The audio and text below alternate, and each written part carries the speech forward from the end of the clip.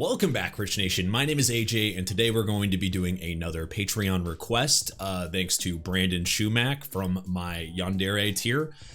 We are doing Goblin Slayer, episode 4.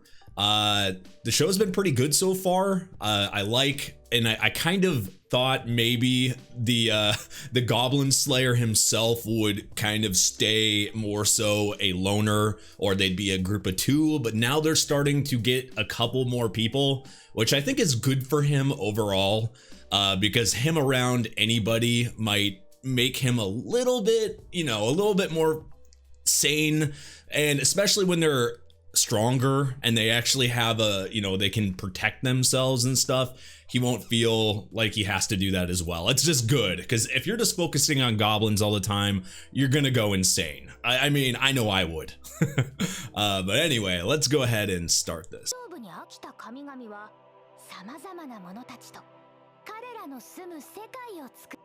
I guess dice could get boring after a while. Huh.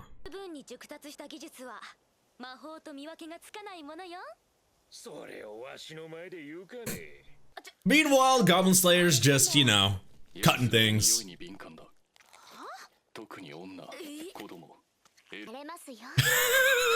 That face makes her look insane.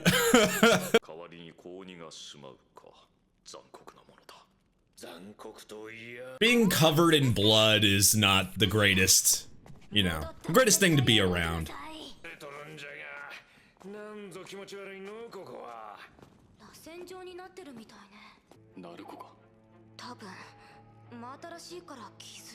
Oh, were they acting like they're gone? She's starting to get it.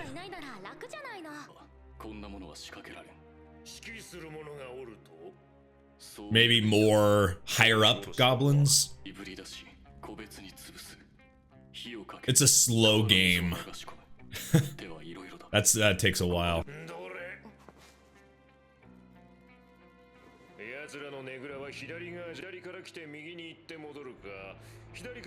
Good to have him in the group. Seems pretty helpful.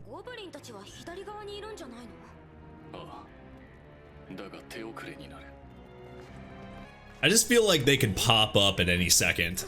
That's his daily thing, man. He smells that more than he smells fresh air. Oh, the goblin's just doing goblin things. Oh God, let me guess. She's saying, kill me. You get quickly reminded how dark this show is. Uh-oh. Wait, what the fuck? He was hiding in her vagina! That was weirdly placed.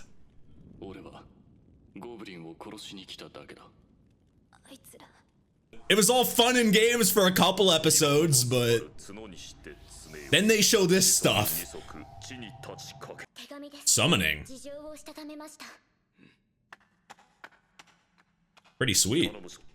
Multitasking. I wouldn't say you get used to that.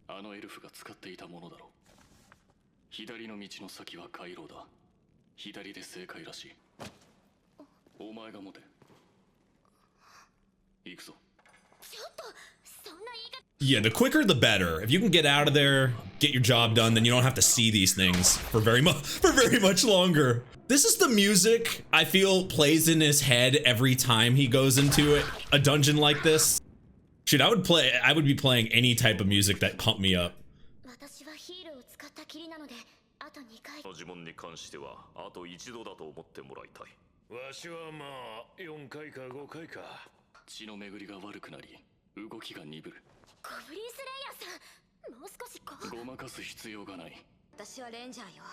Yeah, you can't back down from something like that.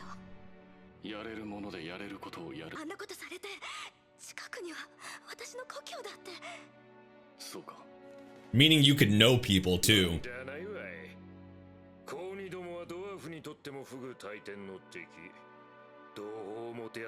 Even the dwarf is, being nice there, so that's good. You would think a bow, though, like a long distance weapon, unless you're in a room like this, would be pretty bad compared. This is perfect for the bow, but dungeons that are in those slow, you know, those enclosed spaces, you gotta bring a different weapon.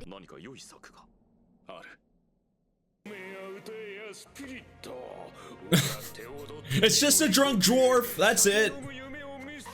Doing drunk dwarf things. You're about to choke. Yep.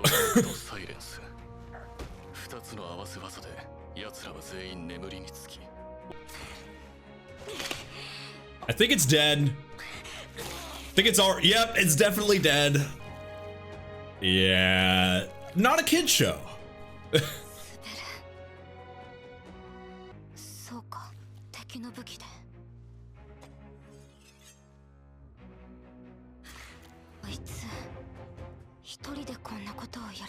It probably took him longer, a lot longer, but that is kind of incredible.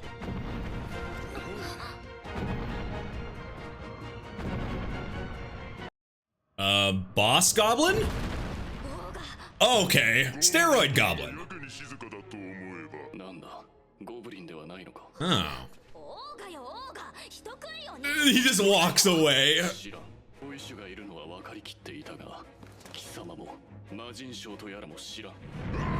He's just in charge of them. Let's play in the boss music.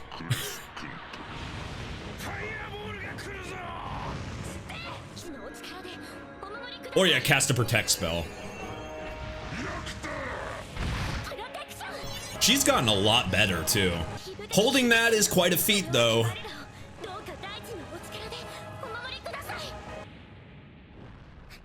That goblin's seen better days. Coming in the clutch there. How many? So he can do multiple then? The more the merrier when it comes to a boss. Yep, looks like multiple. Oh no, okay, never mind. One in a weapon.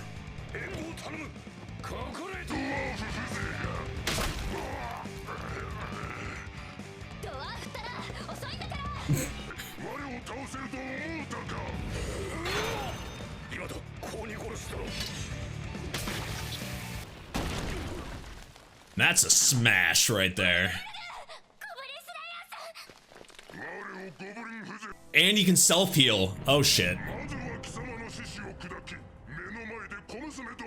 What is with this show and having fun time in a dark area?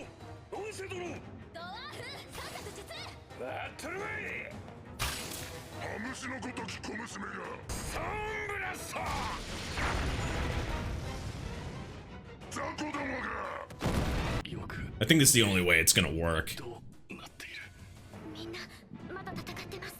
He definitely needs a potion. Or if he gets knocked out, a Phoenix down. I guess he drinks through the mask.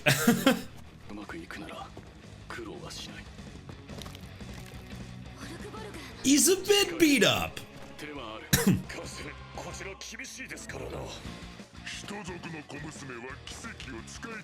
Yeah, she has limited ones, so at this point it's full on attack, all or nothing. Of course you will, what a gentleman. Neither is good.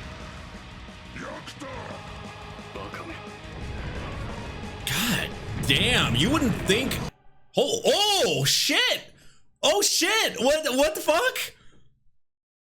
Who's blasting that? That wasn't the Goblin Slayer, was it? You're Frieza'd? Oh, what? A scroll.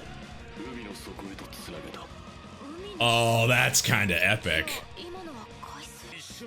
I mean, it's a scroll, but it works like a spell. That is a pretty good backup. That's who we got. Okay. Well, that's awesome.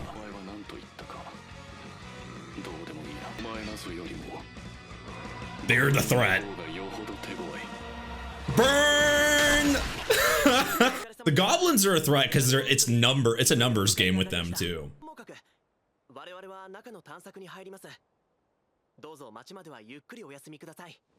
I think they cleared everything. So, yeah, nothing for you to do. You just get used to it, you know. Just smile, let him, you know, be himself. They did good though. I wasn't expecting that big of a, like, a scroll to do something like that. That was fun. You don't think seeing, you know, goblins having happy time.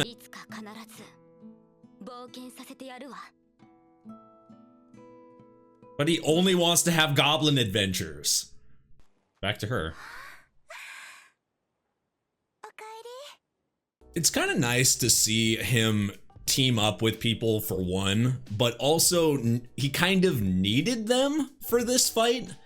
And I hope that it shows him that he can work with people from now on, or at least when he actually, when something is bigger than him. Because he could take, you think maybe if he took his time, he possibly could have done this by himself over time. But that last thing at the end, he wasn't expecting. So even if he got to the end by himself, I think he might have had a lot more trouble, or might have, actually, he might have lost because he didn't have, like, if he went by himself. Now, if he had, you know, if he had the girl he always has with him, that's a different story. They might have been able to take it, but I really think personally, is because they were grouped together like that, it's the only way he was able to even pull off. He did have that backup scroll, but he had, I don't think you could just use that scroll immediately without, you know, that thing taking damage already and being distracted. I don't 100% know how that works exactly, but I do want to say that scroll was very unique. I don't think I've seen something like that where it's using, I mean, it works like a magic spell, but it literally used the water pressure, like the, what was it, like the seawater or the ocean water. And it, like, for me, the way I interpreted it was coming from inside and then like the pressure just cutting him in half. That's unique to me anyway. The way it was explained and shown, it's hard to really differ. You know, we've seen in anime and shows or in games, spells are usually, oh, fireball, you know, electric bolt, the very common type things. So seeing something unique like that, it surprised me a little bit. I wasn't expecting that. But yeah, I like that they can work together. We also kind of see all of them, but really both, you know, the Goblin Slayer and the girl getting tougher and being able to cast more spells. Though something I've noticed in this show is the amount of times you can cast something. Maybe that has to do with level, or has to do with like how strong you are, or how often you've casted it to maybe improve it. But having only a few times where you can cast something, I guess I'm just so used to, like, if you get your mana back, or if you wait over time, I'm thinking about it in like game terms. If you think about, if you like, oh, okay, I'll just drink a mana potion or whatever, but legitimately it seems like you only have 3 times I can cast this, or 4 times I can cast this, then you have to wait, or you can't do it anymore or whatever. That's kind of limited, at least the way I see it anyway. It's a bit limited. But yeah, I like this show. I like how it can go really, really dark. And anytime you go into a goblin dungeon, you know, oh man, this is gonna get really dark. But then it can go from that to like playful and kind of fun, lighthearted, like we had a lot of last episode. So it was funny to go from that to back to dark and goblins doing, you know, very fun things. And yeah, you kind of forget the tone sometimes. It sneaks up on you. But anyway, thank you for watching. I appreciate it. If you guys want to request a show as well, check out my Yandere tier on my Patreon. You can request an episode, or a first episode of a show, or a video that ranges to 1 episode's worth of a show every month. So feel free to check that out. Thank you for watching, and I will see you guys next time. Bye bye.